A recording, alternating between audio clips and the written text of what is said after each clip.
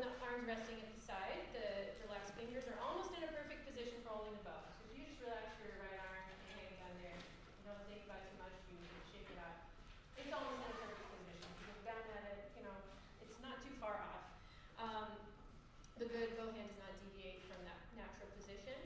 As an experienced player, I don't know about you, but I remember when I was in a violin group and I was wondering how all those kids like got going so quickly, and I was really young as people. I said, how did they switch from there? How am I thinking? How am I going to switch from holding my bow on my finger to holding it up like this? How does that happen so quickly as such a reflex? I got better at it as I worked with older kids when I was a student, a younger student. So it's a reflex for me now. I don't think about it, but for the beginning stages, everybody has to be focused. The teacher has to be focused, the student has to be focused, and just revisit it. And one of the beautiful things I think my mom said earlier about this method is that if you're teaching the student to check their own bow hold and do their own work, then you don't have to be the responsible party to check every single student if you're teaching in a larger group. They can check each other, they can check themselves, and all it takes for you is to remind them of what you've taught them. So that's what I found with the bow hold. A lot of times I find if they've made a mistake in their bow hold, I've had to stop myself from starting over and teaching every step and just be like, can you show me your best bow hold? And they're like, oh, like this? And I'm like, yeah, that's it. So they know stuff that they just forget. So the reinforcement, just after the fact, the remediation part of it can just be them remembering to do it.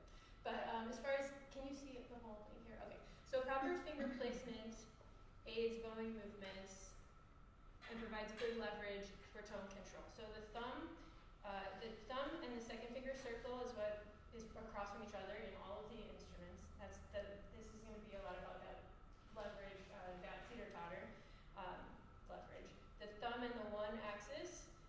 This is this half of the teeter-totter. It applies pressure to this end, and then the thumb 3, thumb 4 axis is providing the other side of the teeter-totter.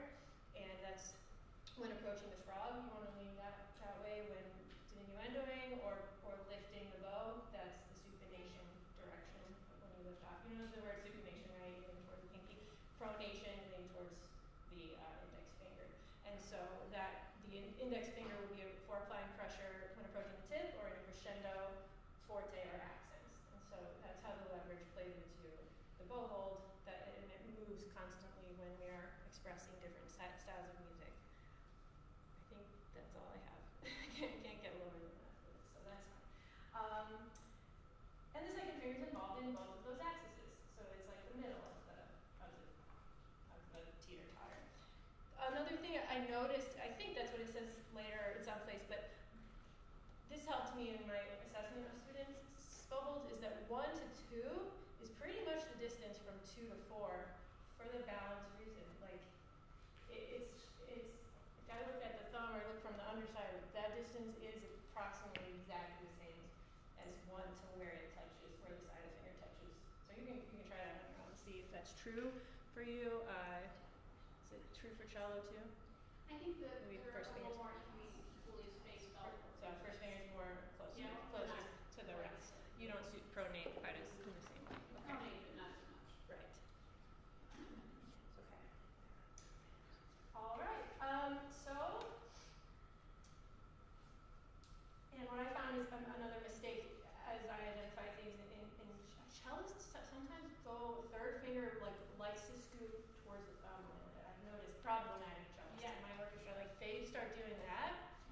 And it's comfortable at the tip, Rolland says in the book, but when you go to the frog, it is impossible to make a good sound, right? So I'm not so specific with all of the fingers like on violin. I make a big focus on this circle between 1 and thumb and 2, not letting it be a beak, but then to just look at your natural hand, how it falls to the side, and sort of let the other fingers just drape. And then if they need more guidance, but that seems to be usually adequate for a bow hold. Yeah. We're not nearly as coordinated as on the worst thing for, I'm retired, she's retired, we agree. We taught a beginning orchestra this year for just a temporary thing, but one of the worst things we always saw as teachers with cellos is this. Yeah. What is that, and how can you not get Well, that? yeah, I was gonna say, I I would know never that in solve this that. book it always says that cellist, the pinky is, a big distinction is the fourth finger is on the side and not on the top. And I actually have, there's a lot of kids who's, especially young kids, who just don't have the strength on the back side of their hand to hold the bow like this without letting it collapse like that. Right. And so I actually let my students put their pinky on top till they get some strength there, and then they can move it down the side. Because I think the risk of getting a really inappropriate bow hold going with a little kid when they don't have the strength to hold their hand at the right angle is too high. The risk is too high to not to do that. So, but isn't that a balance thing against, because they're not like really using the instrument, they're literally holding versus understanding. That The play the of the bow is instrument. resting on the string and they're Yeah. getting support from the string. But I studied my doctoral work with Alan Harris, and he who studied with Sharker, who was in the first class of students with Sharker at IU. But he was very much a proponent of cellists, especially when you're doing lighter stuff on the cello, to have your pinky on top. So I think this hard, fast rule that your pinky has to be on the side is a little bit changing over time. That's a really good point, because I was thinking about it, like, this is the perfect balance. It doesn't, you don't have to be strong on this pinky, but here, you kind of have to, you have to lean it on the string, but that's where the leverage will come from, Yeah. and then that's where like I'm using this card hanging out instead. So if I see my students doing this, I put the pinky on top, because this is terrible. Yeah. You'll never get weight, and when you go to the tip, you will have no weight from your arm going into the cello. So. Great solution. Okay, so we've all marked your bow hold fingers, and let's go ahead and move into the actions. First action of the chapter is preparing the bow hold. So hold your arm out at your side, tap a circle between the tip of your thumb, where that X is, and the first crease of your tallest finger, your middle finger. Okay, hold it down there, and let's check and make sure that we got a circle. So look through it, look around the room, look at your best friend. Okay. Look at your teacher. Look at the ceiling. Something blue. Alright. Come up with whatever you want to do there, and check. And I sometimes see them do this. Now, that's promising to say, oh, I see you touching. Let's move down to this. Look here. And then this is another example of what I was describing about students teaching each other. Pair them up. Like, does your neighbor have a circle that looks like this? And yeah. Okay. So before we get further than this, almost all of my probable hints come from the thumb not saying bend. So what I would like you to do with the animal that I gave you, do you have a little plastic animal? We are going to start with the circle that is not well. This is I think this is something to safety conference. So grab the animal between your little pincher fingers. See if you can put him down and then pick him back up and move him over. Thank you. If you have a whole stack of these, you can just have them move 10 of them over. You can do the same thing with your starters. Grab your starters, but you want to get that thumb back basically by having it. And just two fingers. It's a little challenging, with a coordination of the second finger. Pick up your starters. You can eat it. Didn't get one. That's what I was thinking it for. So feel free to have a snack. But then you see, do you notice that you have a bump on your thumb? You all know the bunny so that's what that's for. The bunny game. So if your circle now the way I showed you before with your thumb on the first crease, where you might have a dot or a line nearby, but put it there. Okay, you look through. So is your thumb still bent? So that's why I use that. So if your thumb's not still bent, oh, I remember when I picked up that animal. Okay. So then a lot of people, you know the bunny. You can make a bunny next. Make your bunny tell your story. I was gonna bring a carrot. I almost bought a carrot on Amazon this week. I didn't have time. It was delivery, whatever. So this is my carrot. So they make pens that are carrots. So you can have the bunny hold on to the carrot. So that is the next thing. You can use a pencil. And let's grab your pencil and insert it between the two dots that we're just touching. Insert it between there. So now your fingers aren't touching each other anymore. Okay, that's important, because a lot of times I see this, they're like, it's not staying, So, no, you're grasping the pencil now, and is it still on the dots, okay? Now look around, don't poke yourself in the eye, look at your friend, look at the ceiling and all that stuff. Can you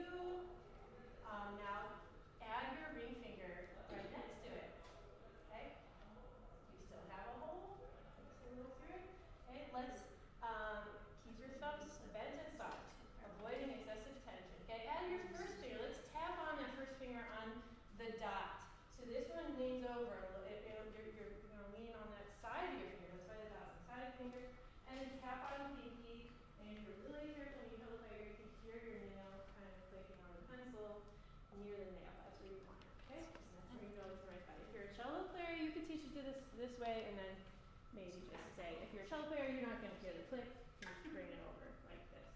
Okay, so then we're going to do movements. So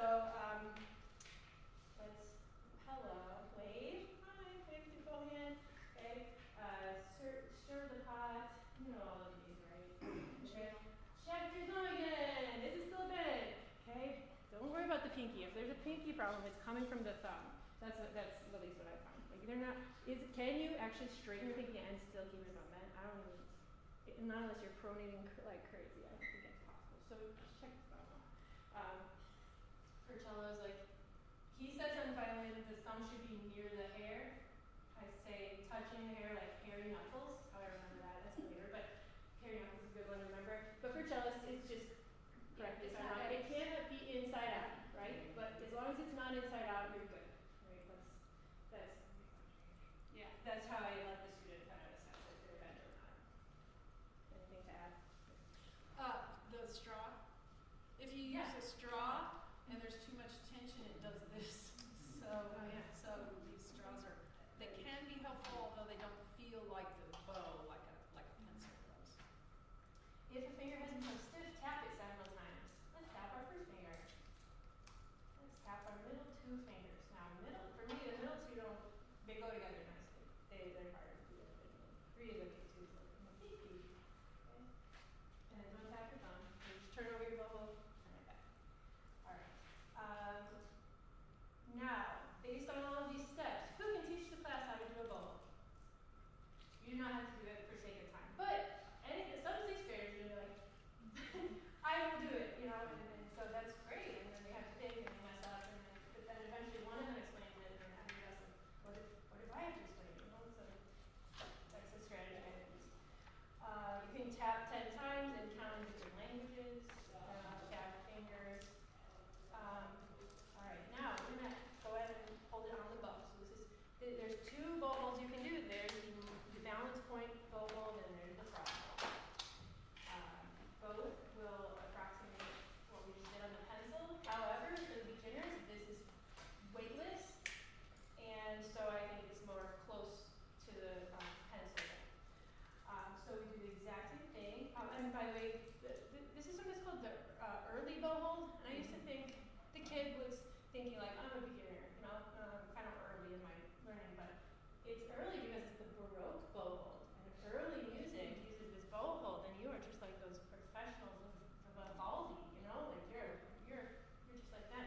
So that's like the 16th century bow hold and 17th century and all that. Okay, so the bow feels light. You have marked their bow here at this point. We haven't actually had them find a balance point, that comes later. So if I use whatever you use, it's fine. I use this pinstriping tape for finger markers and for bow markers. I also have these pencil gels that I slice down this way, and then I cut about 3 of them, and they look like this, and they go onto the stick really well, especially at the balance point because it's thicker there. It's a little too open, most of them, for the thinner part. If you had one up here, it would probably slip around. But this one, it's actually interfering a little bit with your thumb. Don't drop that one out. Your thumb and finger, but it guides it. Yeah, it slips around because I sliced it open. So it's. Did you put your thumb on it? Oh, no, I wouldn't. I would just try to stay away from it, so just a little bit like this. Maybe in between the first two. I never really got too specific with my students. I just said that's where the balance point is. It just marks the balance. But it marks, yeah. But the other way to mark balance point? Pinstriping tape. Oh, Happy face sticker. I love this one. Just pinch We it. have, yeah. I'm gonna talk about for later. Yeah. But that's how I find it. We can talk about that. So I had them. I don't teach beginners. I teach sixth graders who have been playing for 2 years. That's my youngest students. But when we need to find a balance point, 2 fingers, we can find it. They could mark it themselves if that would help speed the process along. They would have a pinch sticker. Have them do 2 fingers, move it when it's balanced. This was Ida's idea. Just pinch it in between those 2 fingers, and you got it. I also have done just pinch it and move it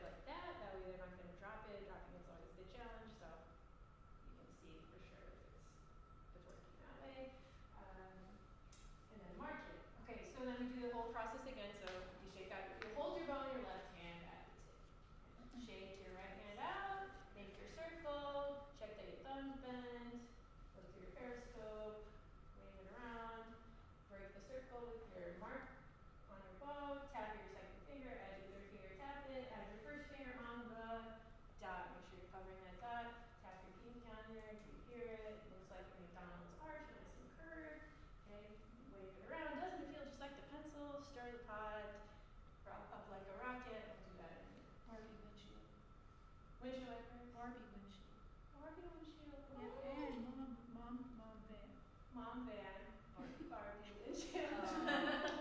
Lovely. Alright, okay, so then this is an optional step, because if you don't want to use this, you can just take them straight to the frog. So the thumb, and this is where you show the student that there's a corner between the stick and the frog, and your thumb tip is going half and half on the stick and on the frog at a 45-degree angle, which makes that X that you drew touch the stick. And then you have hairy knuckles. Okay, then tap on your second finger, or just right across from that thumb. Tapping is an action. Tapping is one of Rolland's actions. It sounds simple, but that's what it is. Tap on your third finger. Embrace the frog is what it says for third finger. So the embracing, I like to say, cover the dot. So sometimes it's not perfectly covering the dot, but it's slightly covering the dot. Tap on the first finger on the side. Tap on your pinky. And you can help them assess whether that, what we discussed at the beginning, that leverage is balanced between thumb and, like if anything looks weird, like with that. This is kind of a multi-part question. Do you use the early bow hold? If so, when you move into the frog, do you ever get any resistance and see them moving back to the early bow hold? And if so, how do you deal with that? Okay. So good question. So I would start with the explanation that we have started here, and eventually you're going to move down here. So I know you've seen Joshua Bell on YouTube. Let me hold it here, and so we're going to move this down. And or something too. And do I use it? I have used it, yeah, and I explained, and this is, I skipped this step. So basically, based on their age and their progress and the developing strength of the student, that you make a plan with them to move the bow hold from the balance point towards the regular bow hold. So you actually, that's the gel marker. Nice thing, you can just move the gel marker down a little, like an inch per week. You can say, if you practice these bow hold exercises, then we can move it down an inch next week if you're doing it with one student or with a whole group or just a lesson group. And then eventually you'll be like a professional, and then it's just the gradual strengthening of the hand. I would say generally I would take beginners, 5th grade, 4th grade, whatever age is typical for the program, but I would keep them there about 2-3 weeks. It usually worked pretty nicely to just go 1 inch, because there's hardly a difference in the field. And if they actually play a little bit for a week, you could go another inch the next week already, because they've done the move once. So then you're pretty much going to be there in about the first, maybe 2nd or 3rd month. And then they don't have a habit of the old. Okay, that makes sense. Isn't that one thing I was just saying when you said to turn your bow, I love turning my bow upside down. That's like when you're experimenting around and stirring and all that kind of stuff. Because, you know, the student can't see what's going on underneath this hand. And so to actually turn it upside down and look and ask, is my thumb bent, and view it really easily as opposed to this. So I love to, like I call it looking at the underbelly. Lyric opera bass guy, Anderson. Andy Anderson did that exact basis too, because he actually didn't go sideways, he did it out front this way. And he did a lot of pushing with the thumb. I'm saying this for everybody though, not just our bass players, you do it already, but this